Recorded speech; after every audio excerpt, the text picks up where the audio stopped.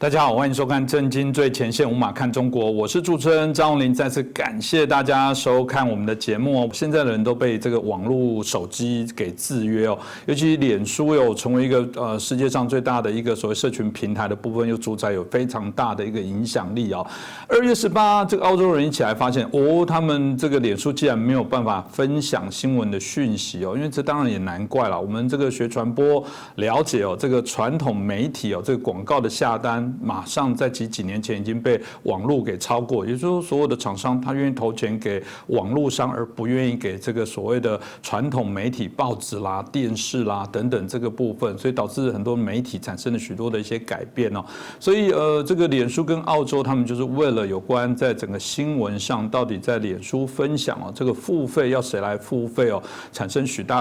多的一些争议哦。因为我们知道以澳洲为例，我们看到的资料啊，大概80%左右的广告可能都进入到 Google， 可能进入到脸书哦，所以在引起传统的这些媒体的生产单位觉得说，你这个不劳而获，就假借我们这些资讯来做传递哦。早期会觉得很好，你就帮我多传递，最后发现这个广告也影响了后来的结果。我想值得今天好好来探讨哦。我们开心邀请到我们的旅美学者哦，再次邀请到我们的谢田教授，谢老师你好。洪麟你好，各位观众朋友大家好。是老师，我们刚刚提到这个澳洲的事情哦，引起大家许多讨论。后来当然有一些他们在谈到妥协解决的相关的一些方案。我们常讲免钱的最贵哦，大家免费使用这些社群的媒体，显然他一定要从中得到一些他想要的东西哦。所以老师你怎么看待这个？就脸书来讲哦，这个以他这种短几年，然后形成这么大的我们刚刚提到的一些影响力哦，甚至他还可以公然的去挑战一个主权的大国，这个不可思议。我们可以想象，跨国企业我们过去知道它钱很多，但很难想象它连权都非常的大。老师怎么看待这个整个为什么他敢跟澳洲这边来做一些挑战呢？洪麟你说的非常对，就是说他确实是有很大的权利，就是说这个权利啊，在我们在社会学啊、人文科学研究中，就是探讨什么是权利，权利的来源是什么，为什么比如说你对我有权利，或者我对他有权利，这权利的来源在哪里？那实际上学者们研究呢，权利的最根本的一点呢，就是依赖性，就是说你如果比方说你如果依赖我，那我对你呢就有权利。对吧？那你依赖我才能得以生存，才得以发展，才得以向上爬，或者得以赚大钱的话呢，那我对你呢就有权利。这就是这个权利产生的依赖性。而这个依赖性呢，我们知道这个谷歌也好，社交媒体也好，脸书啊、推特啊、Instagram 这些，我们现在知道这个现代人，你刚才也提到这个现代人基本上已经被你把它给勾住了，死的勾住了，是吧？每个人每天早上醒来第一件事呢，去滑手机，看你的脸书账户，看你的推特账户，是吧？一直到白天不停的看，就是说隔一会儿就要看。有的人工作的时候，工作一会儿要拿起手机，一定要先看一看，看看有没有 email 啦，有没有短讯啦，有没有新的推特，或我发的推特有没有人回复啊，有没有新的照片呢？就是说，一直到晚上睡觉之前还在看，那就是说他。这个已经完全超出了，像脸书的话，超出了就是一般的原来说这个社交媒体，就是维持一个朋友的关系啊，这个社交这个范畴，已经变成一种真正的可以牢牢的控制人们了。因为你依赖于他了嘛，他对你就有这个权利，他就有力量可以控制你。你现在实际上对很多人的，他已经是你可以说是addictive 了，就是上瘾了，迷在上面了啊。那到这个时候呢，我们其实在美国也发现了更多的，他不光是那个掌控了你，他知道你住在哪儿，你喜欢吃什么，喜欢玩什么，去哪里旅游，对吧？你的政治倾向是什么，甚至可以因为你的政治倾向来决定，就是说封杀你，这我们都看到已经发生了，就是他实际上已经决定了你，他可以因为你的喜欢吃什么玩什么。可以把那些有其他相关的吃喝玩乐的信息，给推到你身边来啊，甚至他可以就是说决定你如果不听话的话呢，或者你这个政治倾向跟他不一样的话呢，他可以把你那个账号给关掉，就是也不剥夺你的言论自由。他就是说他有这么大的一个这个前所未有的权利。我们以前说这个我们这个世界上啊有这个政府也好，或者这政府权力有三权分立，对吧？原来有媒体呢成为第4权，现在突然这些跨国公司大的这些高科技，我们叫 high tech， 有人叫 GAMFAM 什么就不同名字，咱们就叫做大科技公司好了。就是说从那个谷歌、脸书、苹果、推特、微软这些。他们那个现在的构成了第5大权力，并且这第5权呢，在这个前面这个4个权力之间，实际上在它的之上，因为它可能可以超越这个，甚至可以超越政府，对吧？政府那个3权都超越，我们也看到在美国的情形，对吧？我想其他国家可能也有，对吧？那它也超越了媒体的权利，它现在把媒体都玩弄于掌骨之中。那这个很可怕呀！你想，现在世界上突然出现了这股权力，是超越原来我们知道的第4种权力之上，并且是没有人能够几乎没有人可以控制它的。所以他说我现在想，对一个主权国家发动信息战，他们选了是一个只有2000多万人一个，人口很小的这么一个国家，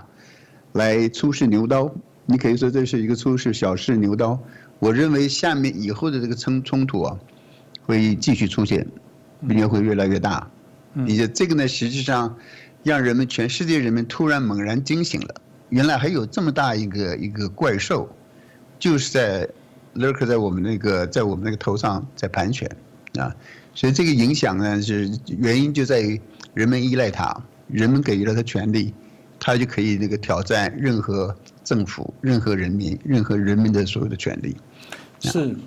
听老师这样讲，当然就像我觉得台湾的便利商店，如果来台湾的人一定都对于它非常的觉得就是印象深刻哦。哇，这个光某这个单一家都可以到5、6千家店哦。但通路就是王道，早期这个是他们要拜托你产品上架，有一天他突然发现大家依赖了这个超商的时候，超商就开始主宰说，你要付上架费，你如果不付的话，我就把你从很好的位置放到最低的那一层，那个人都懒得蹲下去。你看。当然，这个部分是商业的部分很单纯，但一旦有一些公益的，比方说他决定哪个媒体上或不上，其实我们现在看起来就面临到老师刚刚提到，这是一个第5权，它可以决定甚至操纵，甚至影响你们的选举。我想在这次美国大选很鲜明的部分，就看到这个样的例子哦。当然，西方国家特别这个民主深化的这个比较早的这些国家，通常对这样东西当然都是比较早有一些警觉，包含欧盟，包含澳洲他们也因为这样。定了一个新闻这个媒体的议价法，哇，这个法案定了之后，当然引起这些公司的一些反弹哦。老师要不要跟我们介绍一下这个法规的内容到底是什么？因为其实它也是一个想象，我觉得法规就定就是所谓的游戏规则，真的也要有一点点脑袋哦，因为毕竟我们如果不谈一个偏颇的法规，它怎么样去谈到一个叫做合理的、大家都可以接受的，至少不会都满意，但是也都可以接受的方法？老师要不要跟我们谈一下这个法案的到底是什么 ？OK 呀，这个法案呢，基本上是这样，这个是世界上首创的，对吧？因为这是这个世界首创，然后呢，我也不知道这个澳洲政府是怎么突然就是一拍脑袋想起来这个。首先呢，我对这种媒体啊，他那个向一个主权国家开战，发动信息战，突然让几千万人，像澳洲至少有50%的人依赖于这个谷歌来获取新闻信息嘛，对吧？等于一下剥夺1000多万人的知情权，这个是很恶劣的，所以我是强烈反对这一点，谴责这一个脸书这个做法，这是第一。但是我对澳洲政府这个做法呢，我也持反对的态度，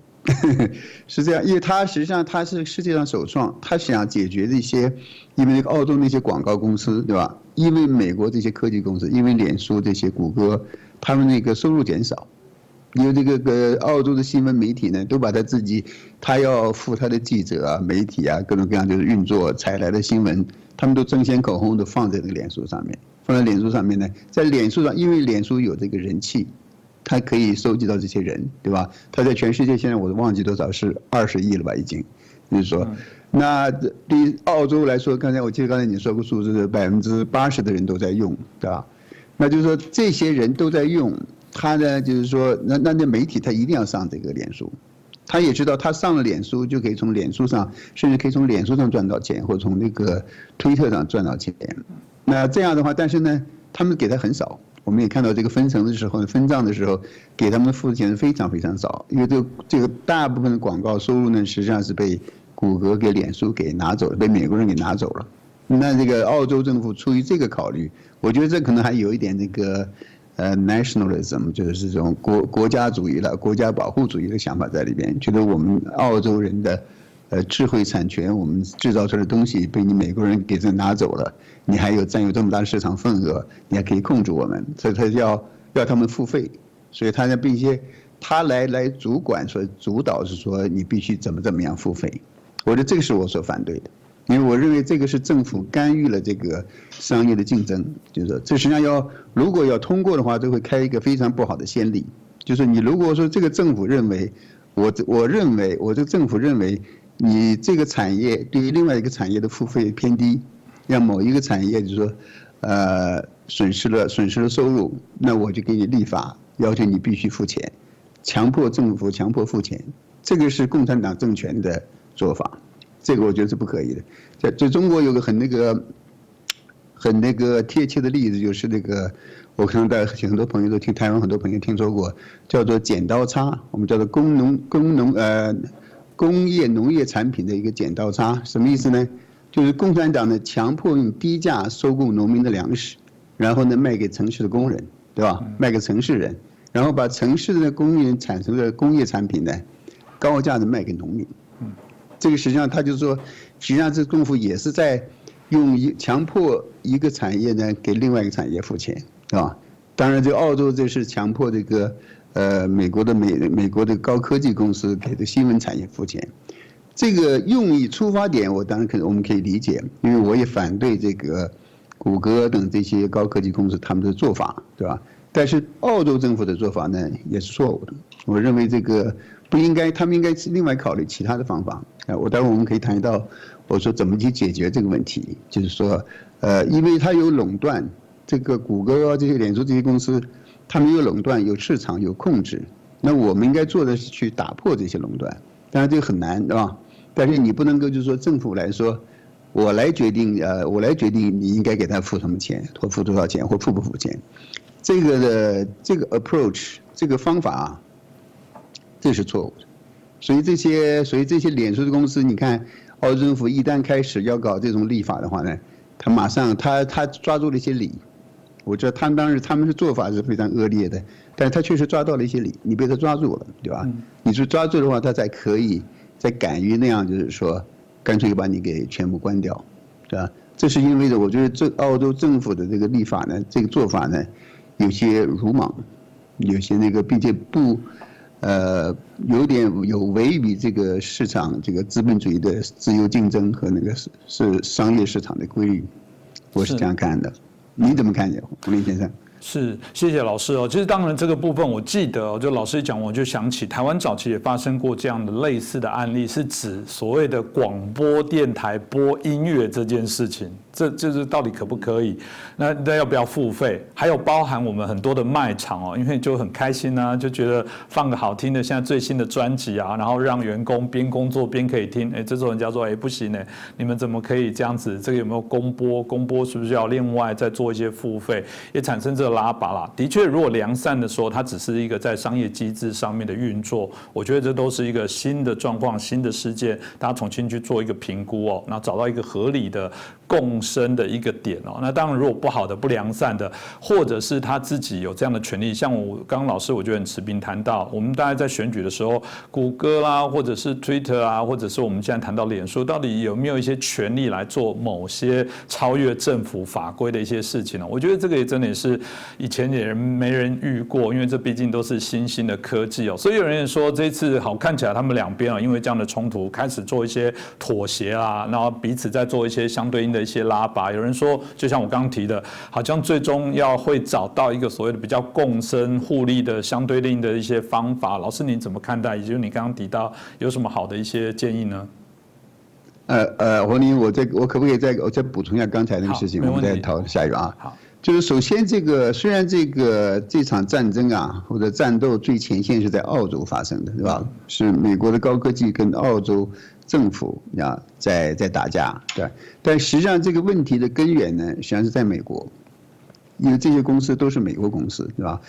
美国政府不是现任政府啊，现政府这个拜登政府，我认为他们很难有所作为，甚至我都不愿意这个相信他们是个完全合法的政府。但是呢，川普政府，我说川普政府实际上在川普在这个任期最后几个月的时候呢，他在一个国防授权法的时候呢，就提到了一个230，我想洪玲您可能很清楚，就是一个230条款的问题，对吧？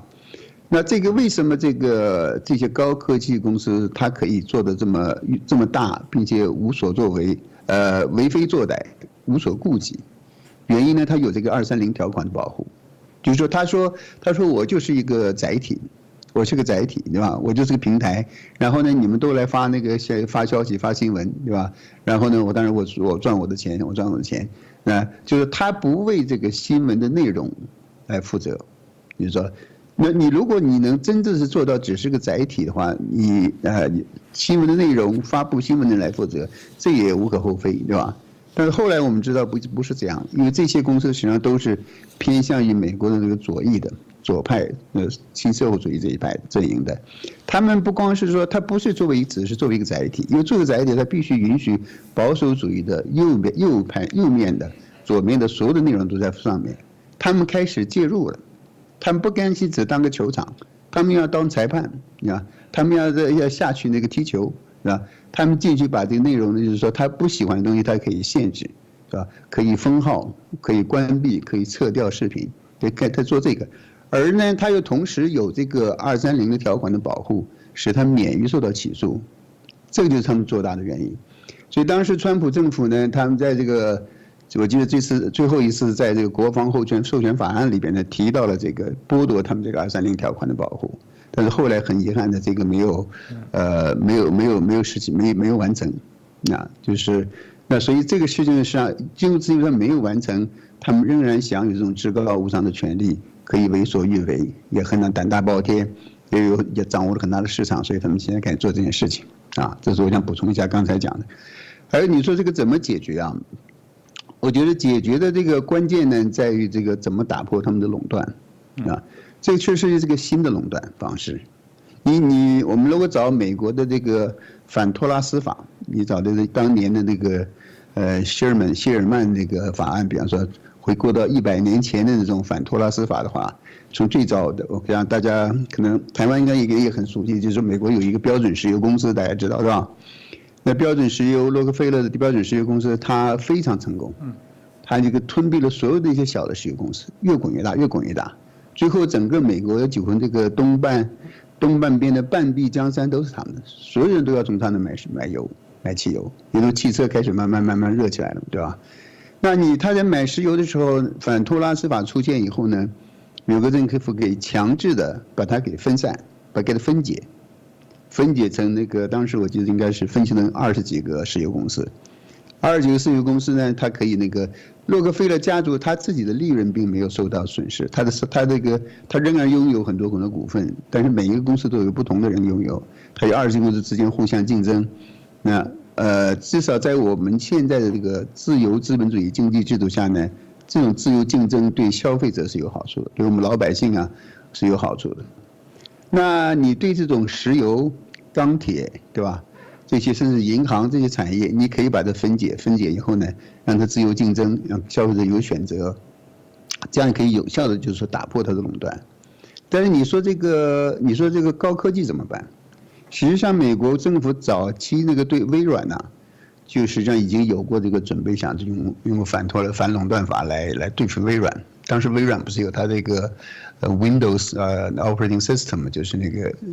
你们叫做怎么说，视窗运作系统，对吧？它也是垄断性的，对吧？它有垄断性的话，但是你没办法把它给打成2个公司，打成2个公司你不可能把一个这个系统分成2半。或者是你如果再生产这个新的系统，那可能也没有那么多人力和物力去做，这关键它已经占领了一个市场。那后来美国政府实际上是没有办法，就是说它不能说把微软的最核心的这个视窗操作系统给分成2半，但是它可以强迫它呢，就是说你不能把你那个浏览器，比如说就是 Explorer 这个跟它来强迫的那个搭配，对吧？那就是你必须允许其他的，比方说谷歌啊，或者就是一种火狐啊，或者说 Chrome 啊，其他的这个去做。但这个实际上你看，就是说这就体现出来，就是说打破这种高科技的垄断是很难。就实际上这个微软的视窗系统、运作系统这个垄断，现在仍然没有打破啊。谷歌更是这样了，不是谷歌，脸书你看看，我脸书有个账号，我就5000个朋友在上面啊，达到它的上限了。我的推特上也有1、2万人在上面。你说你现在如果打破这个脸书这个垄断，你把它拆成2个脸书吗？是吧？你拆成2个脸书，像我的5000个朋友，我们去哪边呢？你不能说我说一半去一半，那我到时候我们每个人我们怎么就在这2个脸书甲和脸书乙上面去怎么做呢？我今天上这个，明天上那个，还是你知道吗？这个就有很多这种现实上的那个困难。对推特也好，这个 Instagram 也好呢，其实都有这个问题。那这个就是挑战就来了，就是我想这个也其实应该这些政府官员、反垄断官员他们也在思考。我想台湾的政府官员恐怕也在思考，业界也在思考这个问题，你知道吧？它这个产品的特色啊，就是决定了它必须是这么一个垄断性的，就像谷歌对吧？谷歌搜索它就是谷歌搜索，还好我们知道现在有其他搜索。为什么谷歌在澳大利亚这件事情上，你看到谷歌先退让了是吧？我记得是不是谷歌好像先妥协了对吧？对，原因在于它这个垄断的权利呢不那么强，因为还有什么Bing啊，还有什么其他的雅虎啊，其他的也有搜索引擎，它多多少少它不能完全垄断。但是脸书这种垄断，因为你想用的脸书这种feature的话呢，你只能上脸书；你想那个接触到你那些朋友的话呢，你只有通过脸书。那你现在这个又没有办法从这个现有的方法呢，你不可以把它给打破，不把它解体，让他们互相竞争，那人们还要用，这个问题就来了。所以这个要解决这个问题的话呢，我觉得这个就是要想办法。这时候台湾可能可以帮助，你看台湾这个资讯产业也很发达，对吧？资讯产业很发达。你刚才说的那些，7-Eleven 也好，这个或者是小吃店也好，这个我都非常喜欢，就非常方便。当然台湾有这个 7-Eleven 对吧？你们叫 Seven 好像是吧？那还有这个那个叫福什么来着？一个叫。我们就便利商，老实讲，便利商店啊，便利商店我们当然什么全家啦 ，7， 有人叫全家，对，等等全家，对，您知道还有好几家可以竞争，对吧？就是说这你可以保持它这个竞争的状态啊。那你这个台湾这种资讯产业业界有没有可能在这个时候呢，发挥我们这个华人的那个智慧，想出一种方法，既打破了它这种垄断。但是呢，就是说又不能够，就是说是损伤它这个软件的这种社交的功能，我觉得这是个很有挑战的性，非常有挑战性的问题，对吧？但是我觉得事实上是可以去做的。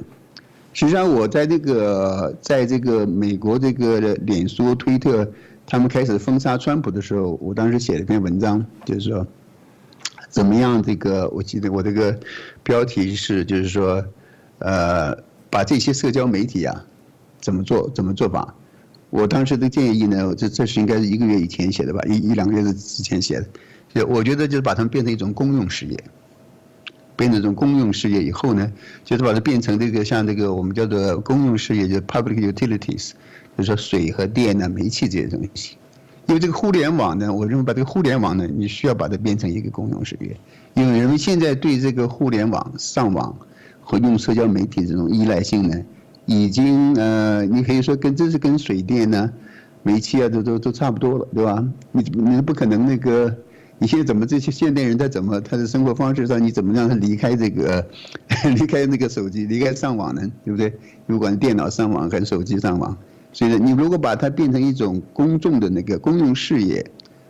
当然呢，你不需要用政府来管，你可以用一种，比方像美国的那个公用事业水电的话，它有一个独立的委员会，是吧？它是半官方的，有官方可以参与，但实际上是它只真正的提供一个平台，真正提供平台呢，让你这些软件也好，运作也好，变成这种公用事业，那这个时候呢，其他人就可以上去竞争。所以呢，我是这个，当然我这是一个初步的一个思路了，对吧？初步的思路就是说，但是我觉得我们可以往这个方向努力的话呢，如果再有这种 IT 的那个资讯产业的行家也或专家也好，他们如果能够从那个这个软件的技术上、软体的技术上来突破，这样我们才能消除这种社交媒体和高科技呢对我们的一些控制。它这是对我们的控制是越来越深、越来越严了啊，非常可怕，非常可怕。谢谢老师哦。其实台湾当然对媒体的部分呢，也经历过一个不同的一个变迁哦。从最早原来我们刚刚讲的党政部分的状况之下，台湾最早在民主运动夹杂的要这个党政军退出媒体呢，当然也立法也做了一些规范，但到底真的退吗？后来当然透过这些媒体政党的外围或者是有相关的一些人士，很多的企业又进入到掌握媒体，所以大家又觉得对媒体的垄断的部分，台湾过往也为了这事情甚至上了街头游行抗议啊，一直到现在都在不断的拉拔啊，特别不会言这个中共的所谓的伸手，让我们有些媒体还被冠上红媒，因为觉得说这是不良善，有些背后的一些企图哦。当然包含现在这些商业的这些所谓的第五权，看起来这种网络媒体的部分，台湾的确也重新面临这些挑战啊。那当然这件事情在台湾内部有引起一些讨论啊。那当然老师很客气啦，老师如果说真的给台湾的一些建议哦，不管政府不管是业界，你觉得应该要怎么做会是最适当的呢？就台湾可以真正的好好研究一下这件事情。我觉得您这个节目啊，这个节目今天做的非常好。我们在探讨一个非常严肃、非常重大的问题。就像我刚才讲的，这个事情我也远远没有结束。这件事情是你可以说是高科技媒体对人类社会的一个挑战，是一个牛刀小试啊。下一步呢还会有更大的那个冲突，因为他不会放松他的那个控制欲望的，对吧？他会继续扩大他的权力，对吧？继续扩大，继续你比方说，如果下一步，比方我们人类现在开始走入自动汽车、自动驾驶汽车那种境界，对吧？然后呢，所有的汽车都跟那个互联网连在一起，我们就是物联网嘛，对不对 ？Internet of the Things 那个物联网。然后呢，你到时候人坐在上面，这个汽车是自动驾驶，你都不需要碰，然后它被整个互联网、被其他的软件公司、科技公司给操纵。你的车，他让你的车去哪，他让你的车说的不好听，让你车从这个悬崖上开下去，他就可以做到让你开下去。你说，我就说它会对人们的未来的生活方式的影响，从衣食住行呢，甚至到你的思想。你的政治观念理念，你在投票时候支持谁，对吧？你选择什么样的生活方式，甚至你去信什么，不信什么，他要求你信他，信科技，迷信科技，迷信科学，对吧？而可能让你慢慢就是说变得越来越物质化，越科技化，对吧？让你偏离对真正的神啊佛的信仰，那时候你怎么办？就是我觉得这个都是非常现实的，非常可能发生，所以呢。人们确实看到这么一个巨兽开始对人们有所控制，现在呢只是简简单单的，现在澳洲给你小小的展现了一手，对吧？所以下面呢，台湾的有这个非常好的那个人力的资源，也有这个非常好的媒体环境。当然你说的我非常同意，红丽你刚才说的台湾被中共渗透的非常非常重，这次我已经去过台湾8、9次了。最长的一次17年待了3个月，就是说我深有感触啊。还有一个呢，台湾这个媒体呢被美国主流媒体的控制或者影响也非常严重，就是他们实际上对他们以为美国来的东西都是好的，或者美国来的东西都是可信的，不是这样的。我的台湾朋友们，对吧？美国这些主流媒体呢，我们知道在这次选举中或者最近的几年，他们撒了有非常多的谎言。有非常多的掩盖，有非常多的昧着良心在说话，所以呢，你不能够直截了当的就把这个主流媒体的东西拿过来，你就认为当成真理、当成事实去报道，就是说，那你就被他们欺骗了，对吧？所以台湾需要发展这个媒体生态，并且台湾有我认为在资讯产业，你不管从软件到硬件上面呢，都有优势，对吧？你像我刚才提到的，就是说这个问题呢。要解决的话呢，就必须破除他们的垄断，但是确实很难。我给大家举个例子啊，大家知道推特对吧？推特不是那个推特，川普总统在推特上有应该是8900万个那个粉丝，8900万个粉丝，对吧？推特一下子就把它关掉了，啪一下就关掉了。关掉了以后呢，很多朋友说呢，川普现在还没有恢复，这个川普的推特还没有恢复。那有人说我们去另外一个家，另外一家好像有一家叫 Parler， 好像 Parler 是另外一个，对吧？我知道很多朋友呢，就很多人就转上 Parler 去了，我也转上 Parler 去了，但是我发现呢，这个 Parler 要想取代这个推特很难，呀，非常难。你看到就是，即使有很多人转过去了，在这种大的很多这个推特这些很恶劣的行为下，就是说有这么大一个动机去转过去，但仍然非常难，并且关键是他这个帕勒的话，他即使假设真正有几千万人，川普那8900万人一下过去的话呢，他根本handle不了，根本这个处理不了。他现在别说8、9千万人，他可能一下过去800万人，可能他就要瘫痪掉。就是这个有一个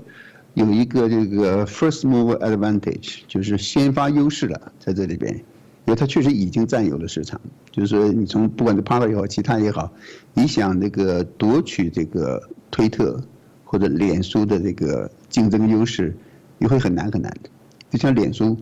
我怀疑有任何其他公司可以很快的，是有可能就把脸书这个优势给，就是从竞争的角度，就是后来居上把它给夺下来，因为它已经有20亿人在上面，是，有20亿人在上面，你怎么把它给夺下来？它因为他自己，他变成一个巨兽以后呢，他吸纳了很多资金，他吸纳了很多人才。有一个公司如果想发展一个什么东西，想跟他竞争的话呢，对他来说很简单，把你买下来，啊，把你买下来。你如果这个老板，你说这个 founder 或者创立者，你说我不卖。啊，你不卖，你可以不卖，你可以撑一下，撑1年2年，对吧？但你最后你要上市，对不对？你在上市以后，他把你的股票都给你买下来了，然后用股东大会强迫你怎么办？就是他这个后面高科技后面，我认为可能还有力量。我们不管它叫的什么名字啊，有的人可能叫不同的名字，你叫它沼泽也好，叫它深层政府也好，叫它什么家族也好，我认为还有其他的力量，这个力量非常的庞大，这个资金也非常的庞大，所以呢，他们很容易就是把这些，挑战这些公司的人呢，他就可以收买，可以封杀掉你啊，所以这个确实是人类面对一个非常大的挑战。台湾如果就是说你不管是媒体也好，产业也好，甚至政府也好，就是说如果大家能够从这个角度，你如果是真正的想维护这个人民呢，老百姓的自由的权利啊，不管是言论也好，信息自由，媒体上的自由，对吧？那台湾是有事情可以做的，我觉得是有很多事情可以做。那今天这样的节目，我觉得就是说，至少是一个开端，我们就是说严肃的去讨论一下这个问题。我没有答案，因为我不是一个这种科技的那个专家，对吧？但是我也不是法律专家，但是我应该聚集那不同的这个行业的专家呢，我们应该去寻找一个解决的方案。这个是你必须解决，你不解决的话呢，大家可以想一下下一遍怎么样？它可以让一天1夜之内，overnight， 1夜之间让这个1000万人突然找不到北，不知道他这个澳洲自己的土地上发生了什么事情，新闻都不知道。这个太可怕了，太可怕了！你想想台湾，我们台湾2000多万人，1000万人，啊，台湾跟澳洲差不多啊，2000多万人，你突然有一半台湾人第一天发现我们不知道台湾发生了什么事情，你可以想象一下这个多恐怖！我们不知道台湾发生了什么事情，我们不知道外界发生，连台湾发生事情我们都不知道，这个太恐怖了，这是太恐怖了，你觉得呢？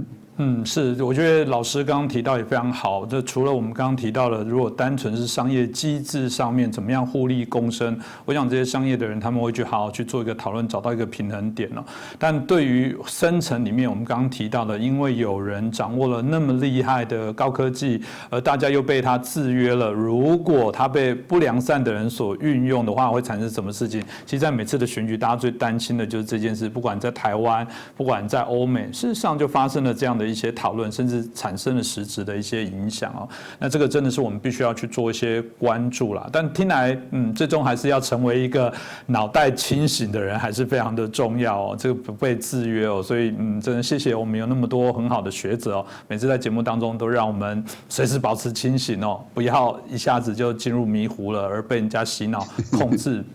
被人家卖掉了，还帮人家数钱都不知道。那今天再次感谢我们旅美学者，我们谢田教授